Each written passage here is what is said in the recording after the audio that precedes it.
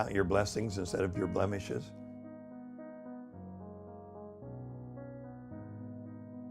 Well, I think the most important thing is I came from a poor family.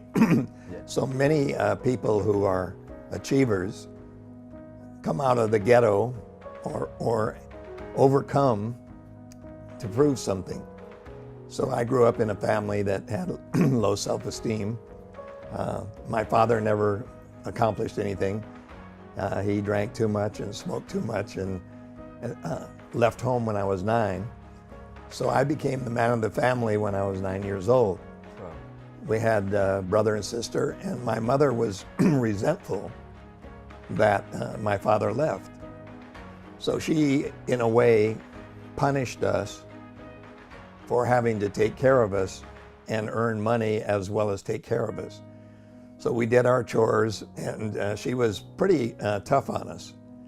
And so I grew up feeling inadequate, feeling average or below average. And yet I had this burning desire inside. Why do some people become successful, although they're not good looking? Why are they high achievers, although they're not like movie stars? Why are they great in business and yet haven't had any training? What is it that separates people to become what they want instead of what their uniform is? So I was wearing a uniform of mediocrity and of a lower class. And I remember my mother said something that was indelible for the rest of my life. I would do my chores, mow the lawn, clean up my room, and do everything to try to make it easier for her. And then I would put on my baseball uniform and get my baseball glove and my cap and go out to play baseball. And she would say, "It must be nice for you to be able to go play with your friends while your mother has to slave over your dinner. But that's okay, don't worry about me, I'll be all right." And I felt really guilty in enjoying myself or having fun. And so I learned that the best defense for that kind of attitude was to flip it. So I developed an ability to flip everything negative that she said into something positive. She would say, "It's terribly hot today," and I said, "It's going to be a good day for the beach." She would say, "Oh, look at the rain." I said, "Great for the flowers." She would say, your room needs more cleaning." I said, "I'll do it better tomorrow." She would say, "You can't trust anyone in this world." And I said, "You can trust a friend." And so whatever she would say negative, I would try to make something positive out of it, out of self-protection. But the key for me was my grandmother. My grandmother lived 20 miles away. So you can imagine a 9, 10-year-old boy being hammered by his environment, riding my bicycle 20 miles one way to mow her lawn because I knew what was going to happen to me when I got there. She would say, "Here he comes. Here comes that wonderful young man who's going to really be a great, great person. You really mow a good lawn. And because you mow such a good lawn, you deserve a big piece of apple pie." She said, "Wow, look at that lawn." And then it was during World War II, so there was no television. So I grew up in radio. So I have developed a phonographic memory. So my memory is that I can remember everything I hear. If I hear it more than once, I have it forever. It really works well when you're speaking. Yeah. Except that you must give credit to the people that you heard it from rather than taking it as your own. So I do like to give credit for all the things I've learned. But my grandmother and I planted a victory garden during the war, World War II, and we put vegetables and flowers, and it was just amazing. Whatever was on this little package, the bloom, she said it would come up if we planted it and took care of it that way. I said, "But how do you know?" She said, "Because whatever you put in the soil, if you yourself take care of it." She said, "Now remember, weeds come in unannounced and uninvited. So the weeds will always come. They don't even need watering. I said, why don't weeds need watering if flowers do? And she said, that's just the nature of life. The weeds come in and you focus on the flowers and the vegetables. Whatever we put in the soil, I guarantee you will come up, because, oh my grandson, you are planting the seeds of greatness in the soil of your mind. And I never, ever forgot that.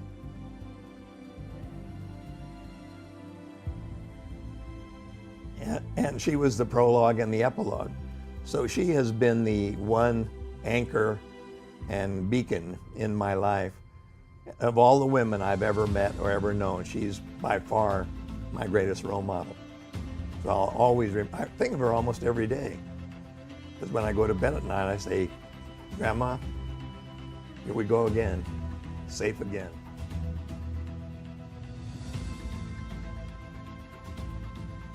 And it really is, we are gardeners. There's no question. We garden, and the weeds will come in, they'll always arrive. And there are pests that come in. And so there's no guarantee that the garden will ever be perfect, because it changes every day. So I like that about life. The garden is never finished. Well, I think when you're little, you love to do certain things. So if you find out early what you love to do, for me it was read, write, talk, and sing. Read, write, talk, sing. So in my early years, I read a lot. My library card was more important than a MasterCard. So I had a library card and I read every book I could get my hands on. I read a book a week, still do, read a book every week, because it takes you where you can't go in person. And listening to the radio enabled me to develop an imagination where I didn't need to see or have graphics or PowerPoints or video to tell the story. I could be a storyteller in my imagination. And when I was little, I put on programs at school, became the mayor of the school, the president of the student body, governor of Boy State, and after dinner speaking. But then my career switched completely because the Korean War broke out. So when there's a war, you must go to war. So I became a Navy carrier-based jet pilot, and I became a warrior, which I didn't enjoy, but it was fun to fly. So I had an interruption of about 9 years of flying off a carrier. But meanwhile, I was writing poetry and playing with the clouds and talking and thinking, although that's not really a warrior's mentality. But I knew even when I was a warrior that I was never going to stay a warrior, but I was going to develop people rather than defend or destroy them. Well, what I learned as a Navy pilot was goal setting, targeting, and the automatic pilot in your mind. And the more I read and the more I learned, I began to work with prisoners of war that came back from North Vietnam or from Korea. And I found that no prisoner escaped from a minimum security camp, but many prisoners escaped from a maximum security camp.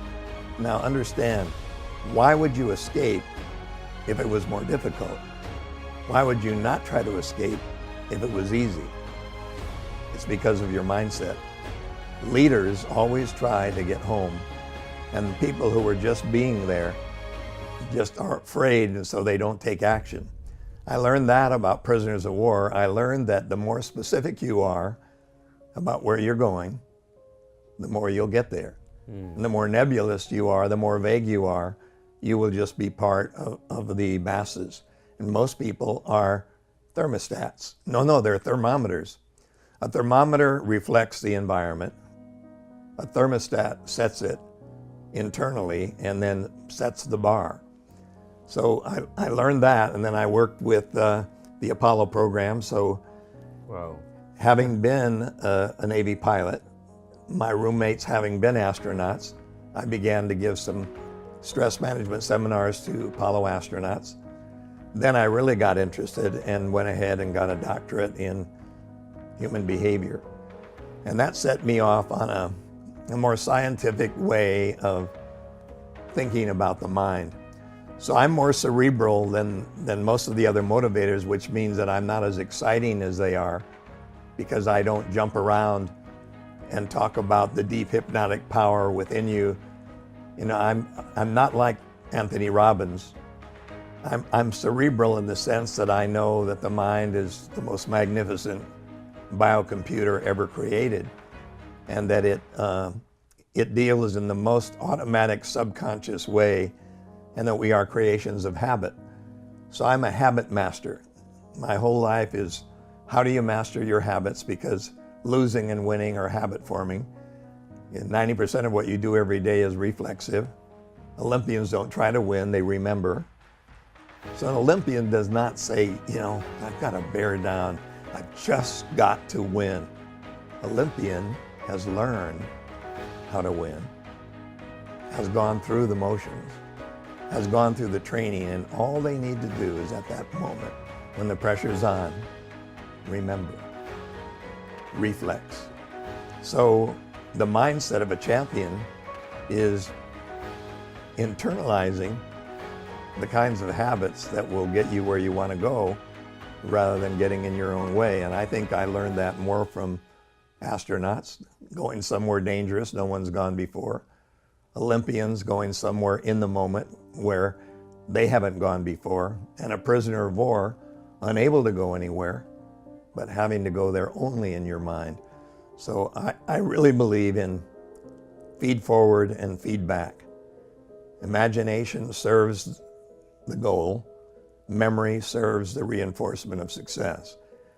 Memory brings what you've learned to the present, back to the present. And the imagination brings the future to the present. And the mind is unable to distinguish between something that is vividly imagined and that which is really happening. So memory serves the person who wants to reinforce the good life and the life that they want to lead and the life that they may have experienced in some way. So memory is tremendous when things are getting rough. Imagination serves the entrepreneur because the imagination takes you into the future like a pilot in a movie, but you can't distinguish whether it's really happening or not. It is so real and so vivid and so emotional that you're actually living the future in the present, and memory enables you to live the past in the present. Tremendous capability of the mind to do that. Just a question of whether we're using it. Most people use it as premonition. They use it as worry. They think of things that could happen, might happen, they hope won't happen. They look through the rearview mirror where they're coming from instead of through the windshield to where they're going. And imagination rules the world, there's no question about it. I mean, everything that is not natural is the product of a human mind. Absolutely unbelievable. Everything that we touch that is not made of the natural world was invented by a mind. Some human being that said, wow, why not?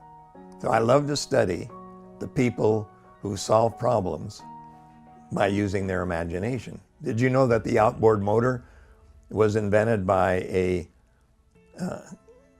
Ole Evinrude? Ole Evinrude was rowing his boat across the lake in Wisconsin, but the ice cream cone melted that he was bringing his girlfriend. So he couldn't row fast enough, so he invented a motor to put on a boat so he could get the ice cream faster to his girlfriend. That's the use of the imagination. Now we all have outboard motors on our little boats, but it was because of this one guy that said, I just have to do something. And I look at all the inventions, and they were almost all to solve a problem, not to make money. And therein may lie the whole secret of getting rich. Getting rich is a byproduct of being passionate about filling a need or solving a problem. And you got rich not because you planned on it, but because you were so passionate about filling that need that more people wanted it. And if you'll interview Bill Gates, or if you'll interview any of the great entrepreneurs, I would love to do that. Yeah, they'll tell you they never intended to be the richest person. ever. They never intended to be a billionaire. They just intended to do this incredibly interesting, exciting, passionate thing to solve some kind of problem that they felt they had. And that's what I love about being an entrepreneur. But if you want to make money and that's all you think about, you may make some money, but money, you'll be its slave. You'll be money's slave, and money will be the thing that becomes so important to you. It becomes your scoreboard for success. And I think money is just fuel. Money's only gas for the tank. If you can save people time and money, you'll have all the time and the money you need, because people are so under-stressed. They're overstressed, they're under stress, but overstressed. So if you can save them time, which you can't really save, you can only spend it, but you can spend it wisely. And that's what we try to do with applications in technology. We try to save people a little more time, and we try to save them money on the routine things they do, and that makes people a fortune. Or we make life easier for them. The automatic dishwasher was invented by a woman whose maid kept breaking her china. So the maid would wash the dishes and break her china, so she came up with an automatic dishwasher that would not break her plates. But she didn't do it in order to make a fortune on dishwashers. And if you just look at every invention. The telephone, Alexander Graham Bell, his sister was hard of hearing. So he was inventing a hearing device so his sister could hear him better, but it became the telephone. So it wasn't the intended idea to sit around with a group of people saying, how are we going to get rich? I mean, how are we going to get just incredibly filthy rich? And that way we can accomplish all our goals and travel everywhere in the world and have everything we want. Because the Chinese are trying to do that. The Chinese have a mistaken idea of what success is. The Chinese believe that success is material wealth. They have lost for many, many years that philosophical soul that they had. That's 5,000 years old. So instead of looking at all these incredible philosophies that they've had, they're looking at Bentley, Escada, Chanel, Louis Vuitton, Mercedes. They're looking at the symbols of status that has become the Western way of keeping score. And one of the things that worries me is that if we're not careful, we become skin deep. And skin deep means that we wear our values externally. You can see them in what we drive, what we wear, in our movements, our actions, the people we run around with, the clothes we wear, the jewelry we have, the status that we have, and we're comparing ourselves externally while not really going inside. So if I were to write another book, I would write Skin Deep, the great culture of materialism. But I don't want to be negative. And when you tend to get older, sometimes you begin to get critical. And the worst thing you can do when you're older is to be an old grumpy critic. So instead, I want to be part of the future. I don't want to be a critic. I think to overcome inadequacy. I mean, some of the greatest actors in the world were trying to be somebody else. So if you really want to know, most of the speakers I know thrive on approval.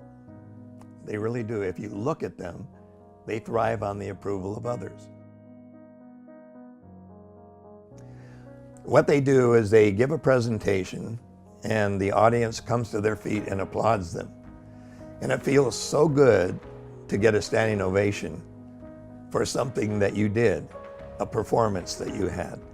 Because if you weren't getting it at home, if you weren't feeling it inside, you have to get some external reference point. So it might be making a fortune, might make you feel good. Let's say you were an orphan and didn't have any money, so you made money and it made you feel important. I think that many times it starts out getting the approval of others. But fortunately for me, I passed that probably in my 30s. I gave up any idea of conceit. I don't feel that I'm better than anyone who's ever been born. I'm as good as the best, but no better than the rest. I look at a taxi driver as a transportation executive. I do not feel more important than any person I've ever met, so I'm not impressed. And I'm not impressed with people who try to impress. So the people that appear impressive are desperate for attention. The people that shout the loudest are calling for help. The people that make the big show need it because they actually need this approval. That's why the stretch limousine comes into play. The longer the stretch, the more they need to stretch the way they appear. And only people, I think, with authentic self-esteem can afford to be modest, and usually are. So the greatest people I've ever met are very humble, very modest, very engaging, don't talk a lot about themselves, don't talk about their books. And the ones that I see in my profession who are the most skin deep are ones that are talking about what I've done, where I've been, who I know, what I've accomplished. They get so self-involved.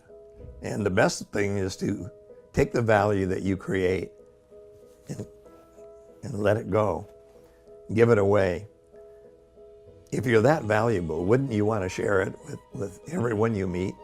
Why would you want to possess value? Why wouldn't you want to share it if you had so much? So I really believe that the more successful you are,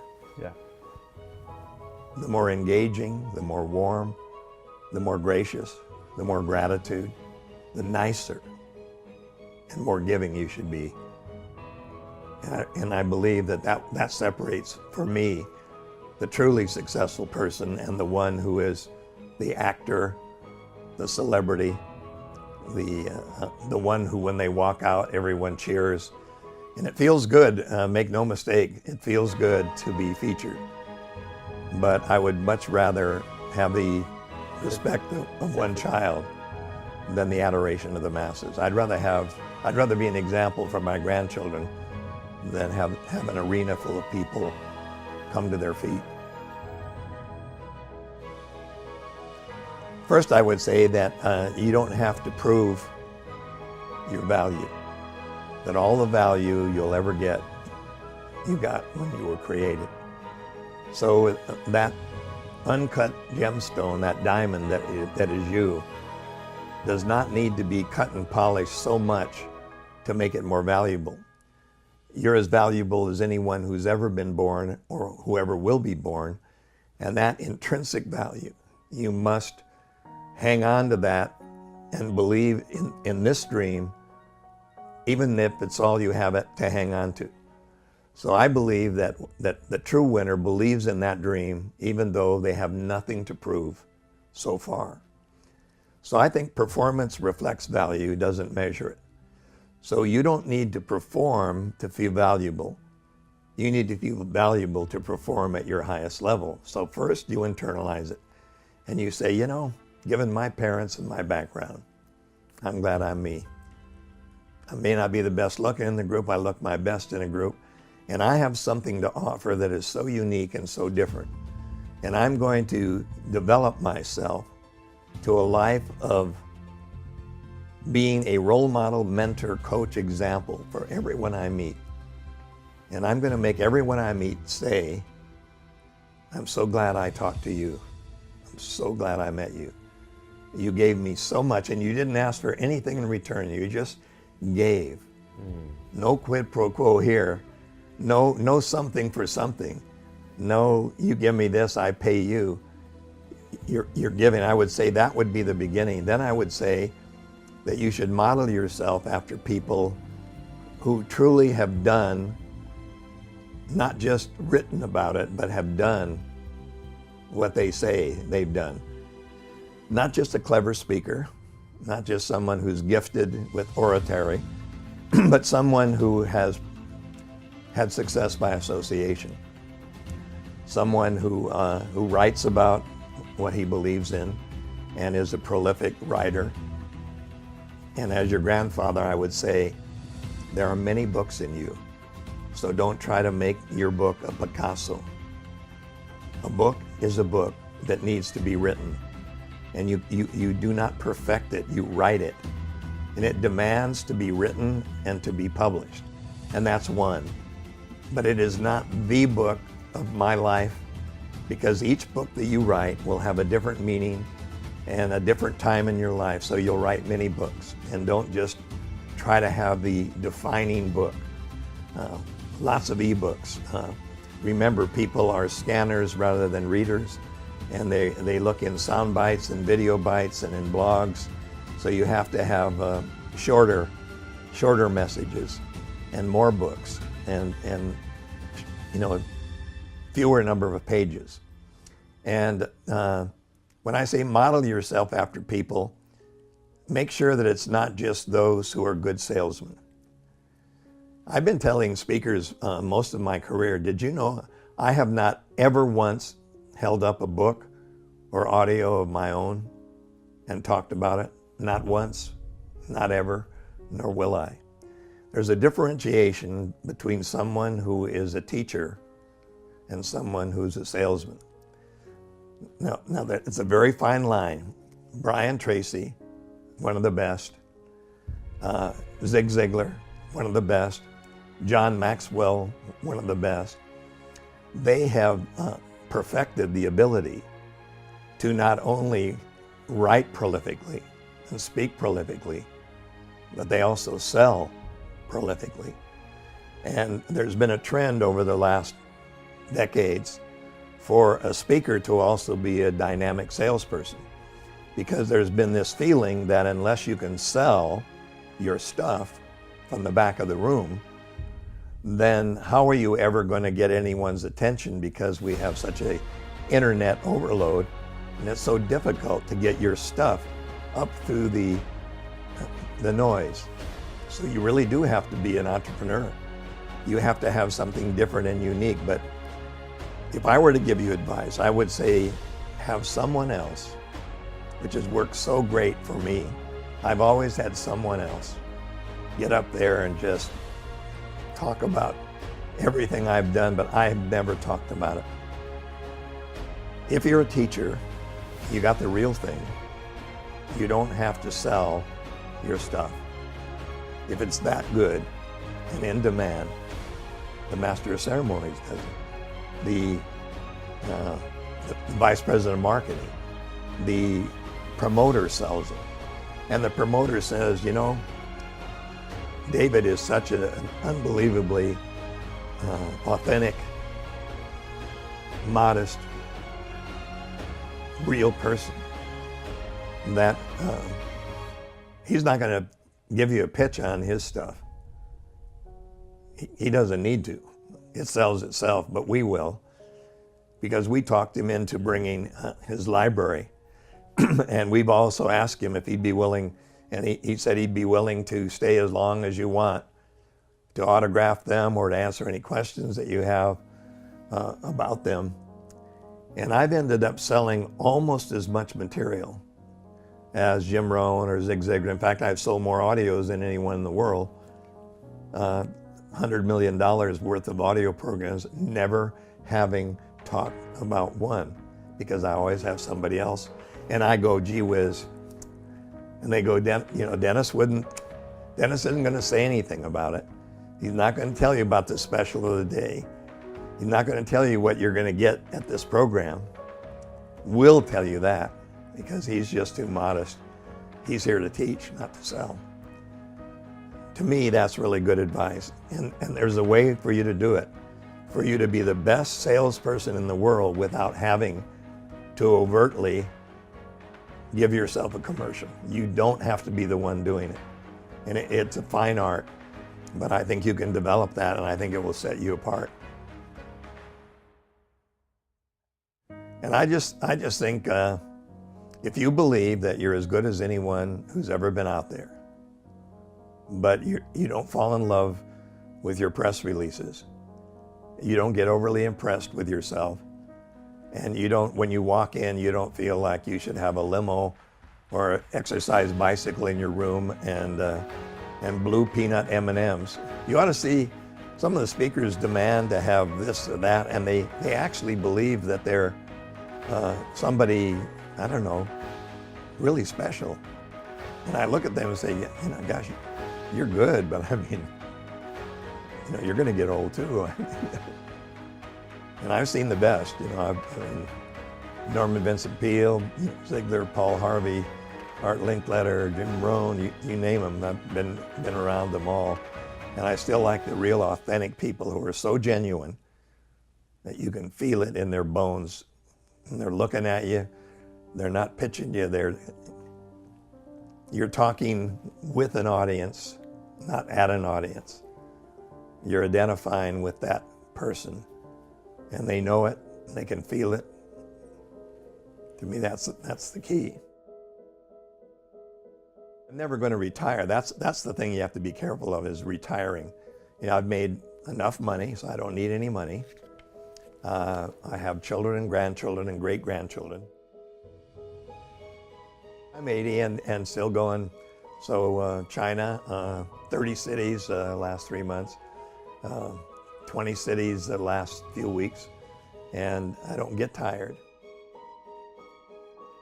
I don't get upset because things will change, and I really try to treat everyone not the way I want to be treated, but the way they need to be treated to feel the best they could be.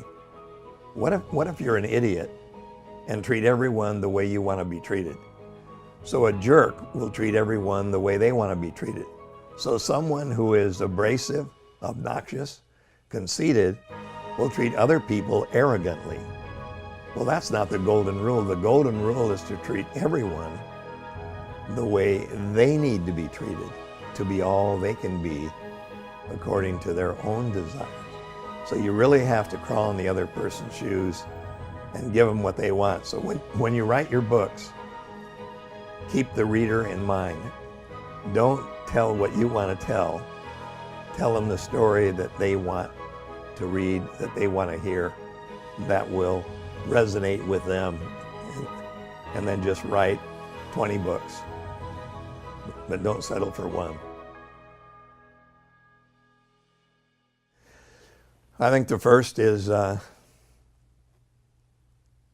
believing in your potential. And how do you do that? I guess you read biographies of people who've overcome enormous obstacles to become successful.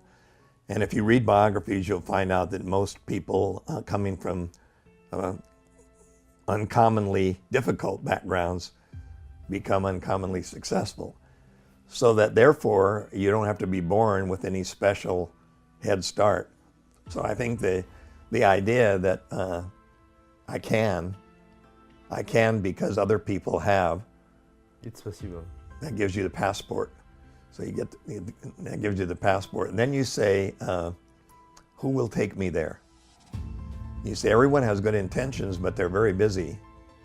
So it looks like if I'm going to go fishing, I'm going to have to take myself fishing, because if I wait for somebody else to take me fishing, I may wait a long time. So you get behind the wheel and start driving your life and take responsibility for your outcomes by realizing that every choice has a logical consequence or reward of that choice. So you choose more carefully by thinking before you choose. So I'd say taking responsibility for outcomes. I'd say the third would be understanding the difference between fear and desire motivation. They're both tremendously strong. Fear tells you you can't, so it's a red light. It tells you you have to, so it's a hammer. It makes you have to do it, or something bad will happen. Desire is propulsion rather than compulsion, and desire makes you want to do it and feel you can do it. So better to be motivated on the desire side or reward side than on the penalty of failure side. Penalty of failure works last resort in wartime. It keeps you alive in dangerous situations, but it's no way to live. To live in fear is no way to live at all. You won't take risk because you'll be afraid of the downside. And I think the next thing would be this self-image that we have. Self-esteem is a combination of believing in worthiness, having an identity, belonging to affiliation, and having some competency. But self-image is this imagination of all the different things that a human can be. A lion can't be anything but a lion, but a human can imagine himself or herself to be virtually anything. A wimp, somebody who is a different set of circumstances. The human we're the only ones that seem to have this ability to create something that didn't exist before. Animals live and die instinctively, and they learn from other animals, but humans just create something that never existed before out of these thought patterns that we get. So I would say the freewheeling use of the imagination to create something either innovatively or that didn't exist before, and not be afraid of it. Then the other thing would be to direct that imagination. Specificity rules the world. If a goal is a dream with a deadline, if a goal is a target, which it is, if when a goal is defined, it becomes understandable by a computer, that's what a goal needs to be reached. Because a goal has to have a beginning and a reaching point. It has to have material substance to it so that it can be pictured, talked about, written about, emoted about, and becomes a concrete image of achievement in the future. And the mind can't differentiate that between reality and an image. So a goal must be specified. So I like to spend my life asking questions. So how much money do you need? Well, what would be your idea of enough? And they said, well, I want to be rich. And I said, no, mine doesn't understand that. Mine doesn't understand peace. Mine understands peace in what way as a result of doing what, of feeling what. When do you want this to happen? When you're my age, how much money would you need after taxes to travel anywhere in the world and have any hospital and have any grandchild ask for help? How much would you need? And how much would that be? And if you can define that and project it, you're halfway there. So I would say the specificity of purpose would be one of the things. The other thing would be an awareness of your talents. You're given 5 to 7 enormous talents when you're conceived. There's 19 possible. So what are you good at? How do you know? Who told you? Life is an exploration of talent. And the sooner you find out what you're gifted, the more you'll like it. The more you like what you do, the better you're at it. The better you're at it, the more you'll like it. And probably the more money you'll make because you're doing what you love so often. Now, you can't always make money out of your passion. Sometimes an artist doesn't make any money till after they're dead. And unless you're a graphic artist today, it's kind of hard just to sit and paint and make a fortune. But if you love to paint or if you love music, you should not save that for later. You should bring that into play so that you have a balance in your life. But for the most part, I think you should bring your talents to work.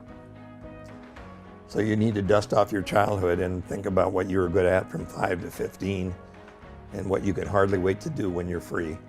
So if you had all the money in the world and time were not an object, what would you be doing with your days? Thank God I'm doing with my days what I enjoy doing. Because people say, why don't you retire? And I said, from what to what? They said, why don't you fish? I said, no, I catch a fish and I eat it. Or I give it to somebody, but I don't want to fish every moment. They say, well, why don't you? And I said, I do. I help orphans and I help this and I go to Africa and I write and I sing and I play, but I like to help people. So that having that desire for service, to plant shade trees under which you will never sit. That's my underlying purpose, to plant shade trees for future generations under which I myself you'll never sit. So that makes me feel like my life is worth spending time on, and then having a purpose behind the purpose. I can't think of any other ones other than having a positive expectation. I always expect the best and plan for the worst. I love the serenity prayer. I accept everything that's ever happened to me as being history. I cannot change that. I change whatever I can change, which is my response and my anticipation. So I accept the unchangeable, I change the changeable, and I remove myself from the unacceptable. So things that I don't enjoy, I don't like to be around, I'm out. But if it's an obnoxious restaurant, I'm out. If the people are making too much noise, I'm out of there. If there's too much smoke, I go someplace else. So I'm learning that I can remove myself from unacceptable situations and not put myself at risk.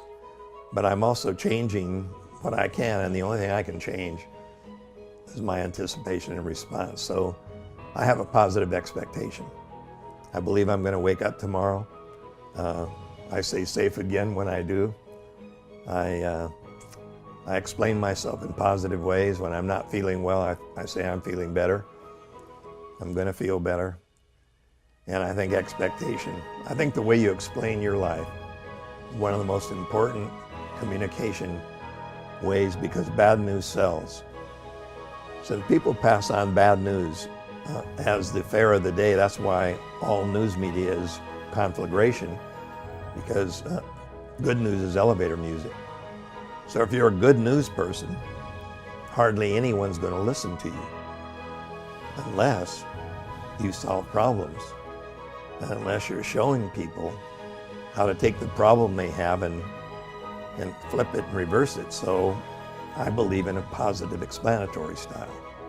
Gee, Dennis, you're not looking so good. Thank you, I'm feeling a lot better.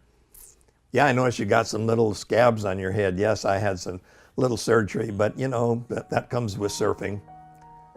Kind of looked like a Ziploc head. Yeah, looks a little weird, but I'll be better next week. Does it hurt? It hurt at the time, but it's feeling a lot better now. Thanks for asking.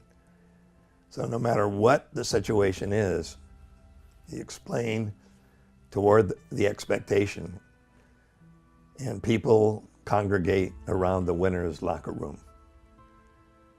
When you're a winner, they want to hear it. When you're a loser, they don't want to hear it, even though the news media always talks about what's wrong. So you can be the solution person.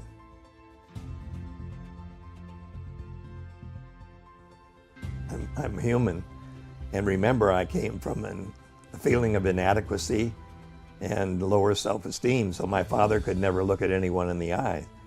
So it took me 15 years before I could ever develop eye contact. Usually I would be always looking down and away, always. And it was just, people in the audience would say, who were you looking at?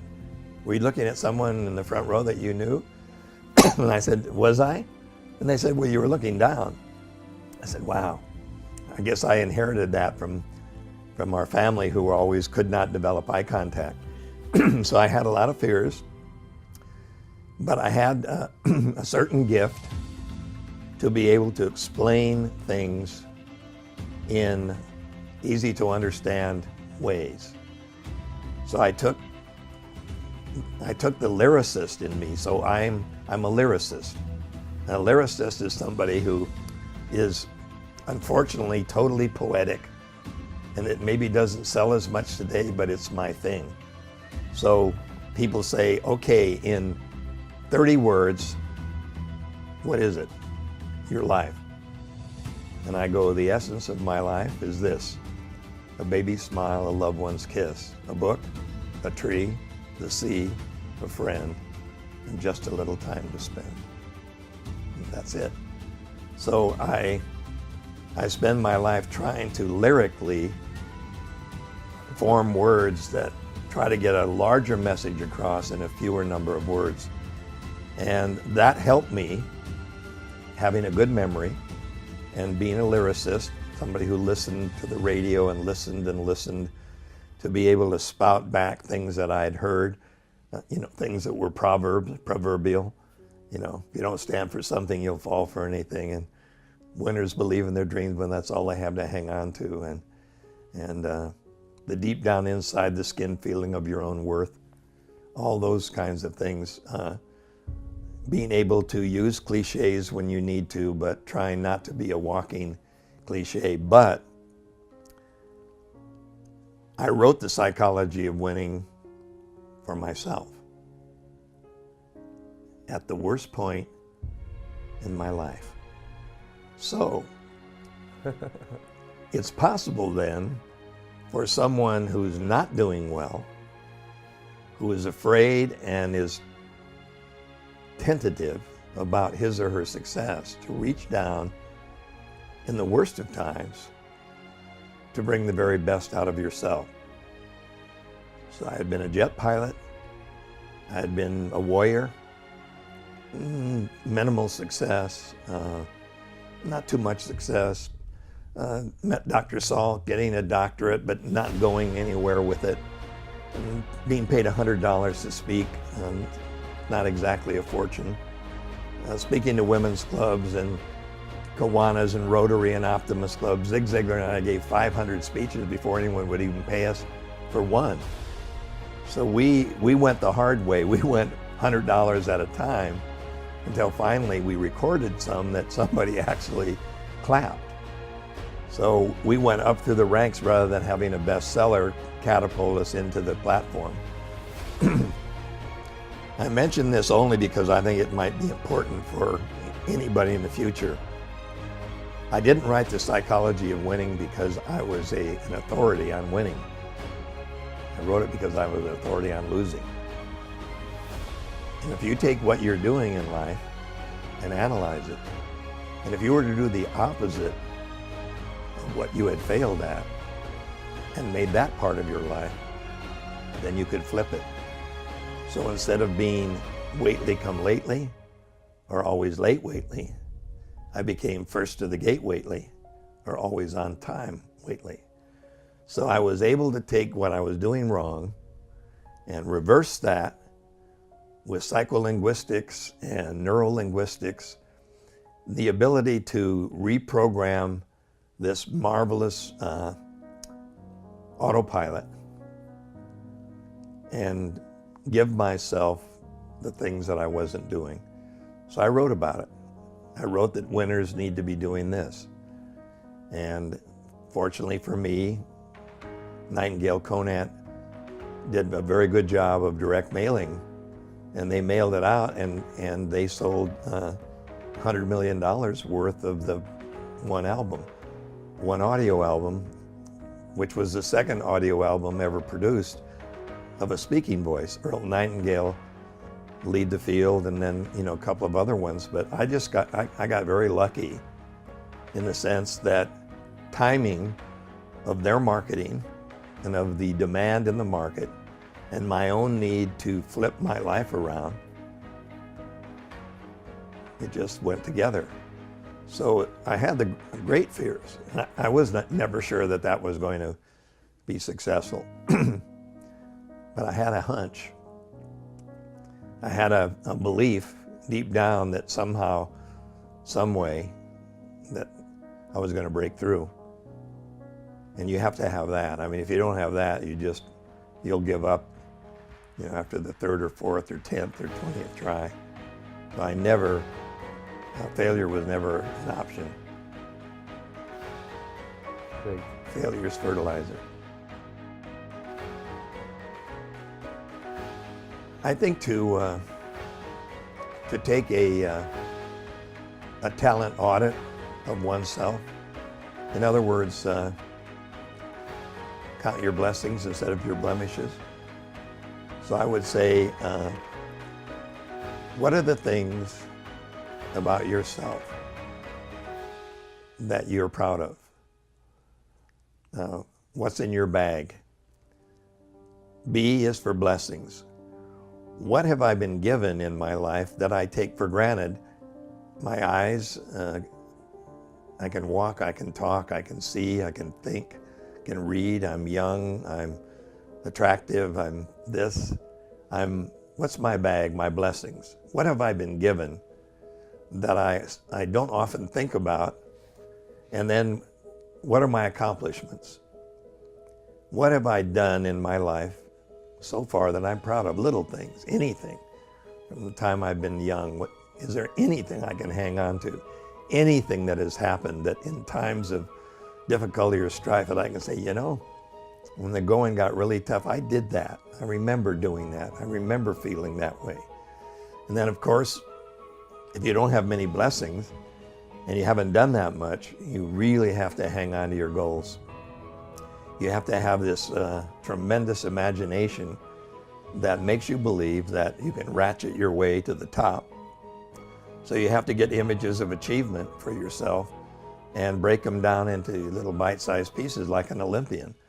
So when I was chairman of psychology for the Olympics, I gave them stair steps, little teeny things, 90 days, things to do for 3 months, just little things. And if they went a fraction of a meter or a fraction of a second, they kept raising the bar. And as they accomplished each new little step, it gave them new confidence that they could risk more. If they failed on a little goal, it's easy to correct. So instead of having them have impossibly difficult goals, low goal short term. So to improve self-esteem, I would say low goal short term. I would say break it down 3 months, the length of a season. Can't always do it in a month. Things get in the way. Maybe 3 months, give yourself 3 months and accomplish something in that season. What are you going to do this summer? What are you going to do this fall? It's the length of a business season. It's the length of an athletic season, length of a farmer season. Must be something to this. And I would go low goal short term, and I just keep counting my blessings and keep reinforcing my accomplishments and keep reinforcing my goals. Motivation, by definition, is an inner force that compels behavior. So if motivation is an inner force that compels behavior, the best motivation is intrinsic, inside, where you can use extrinsic, and we all have that. Extrinsic motivation is material, I want it. Competitiveness, I want to be better. Acquisition, I want things. And what else would be, let's see, competitiveness, acquisition, material. That's pretty much the outside motivation. Being better, winning the gold medal. Intrinsic is desire for excellence and achievement by independent action. And if you were to take two students and have the student one be motivated by desire for excellence and achievement by independent action, and the other motivated by getting good grades and getting into a good college, I guarantee you the intrinsic motivation will win over the long run. That is not to say that extrinsic motivation, money, power, competition, are not important. They're very human. We all want to be somebody, and we want to be somebody in comparison with a world standard, no question, world-class standards. But for my money, intrinsically motivated to be the best you can possibly be from inside out. Having internal values would be the best motivator of all. Be doing it for its own sake. Not because I'm a professional athlete, but because I love the sport. Resiliency is mental toughness, the ability to bounce back after you fail. Very difficult to do. But it's one of the traits of an Olympian. In fact, we look for self-confidence, mental toughness, and ambition. We look for resiliency in an Olympian because they're going to fail a lot. They're going to get hurt a lot, and they're going to fall a lot. They're going to get injured a lot. So we look for the person who's able to say, I can handle this. That failure is always the fertilizer of success. It stinks. We don't like it. We don't want it, but it's inevitable. Don't roll in it. Plant it. So plant failure as the fertilizer of your next success. And resiliency enables you to use experience of a negative nature so that you don't repeat it and it becomes wisdom. Right, and to find somebody who has overcome either what you failed at or what you're afraid of. Find somebody who's done what you find almost impossible. A speaker who's has the confidence, who goes into an empty room and practices. I do that all the time. I simulate a lot. I absolutely have to go in every meeting room and know exactly what the ambience of the room is. I have to know what the temperature is, if everyone can see. I never blow on the mic. I never tap on it.